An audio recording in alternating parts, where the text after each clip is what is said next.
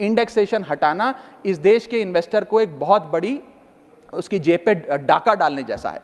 Madam, फर्ज करिए कि 2001 में आपने 1 करोड़ रुपए का एक मकान खरीदा, वो मकान की दर 6% के हिसाब से बढ़ती गई उसकी वैल्यू, और आज वो मकान जो 1 करोड़ का आपने 2001 में खरीदा था वो आज 4 करोड़ 17 लाख रुपए का हो गया। अब दो सिनेरियो हैं, एक इंडेक्सेशन का सिनेरियो जिसमें आप बेचें उस पर टैक्स लगे, और एक नया सिनेरियो जिसमें आप उसे बेचेंगे तो नई रेट के अकॉर्डिंग उस पर टैक्स लगेगा। मैं पहले पुराने सिस्टम के हिसाब से, इंडेक्सेशन वाले सिस्टम के हिसाब से उस पर कितना टैक्स लगेगा वो आपको बताना चाहता हूं।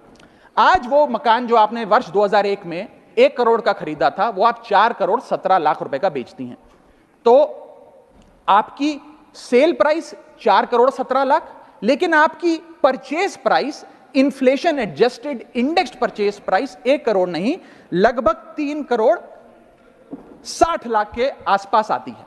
यानी कि आपका sale price minus purchase price, जो प्रॉफिट ऑन सेल है, वो 54 लाख रुपए होता है।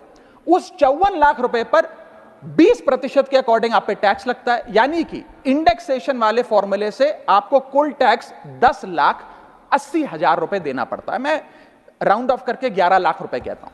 लेकिन जो नई व्यवस्था है जिसमें इंडेक्सेशन आपसे छीन लिया गया है, उसमें sale price 4 crore 17 lakh, cost price 1 crore, मुनाफा 3 करोड़ 17 लाख, उस पर 12.5% टैक्स, यानी कि टैक्स कुल मिलाकर आपका बनता है 39,62,000। यानी कि नई व्यवस्था में वही 1 करोड़ का मकान अगर आप बेचेंगे आज 4 करोड़ 17 लाख का, तो आपको लगभग 40 लाख रुपए टैक्स देना पड़ेगा, और पुरानी व्यवस्था में आपको मात्र 11 लाख रुपए टैक्स देना पड़ेगा। यानी कि 40 माइनस 11 लगभग 29 लाख रुपए का एडिशनल टैक्स आपको देना पड़ेगा मात्र 1 करोड़ रुपए के प्लॉट की सेल।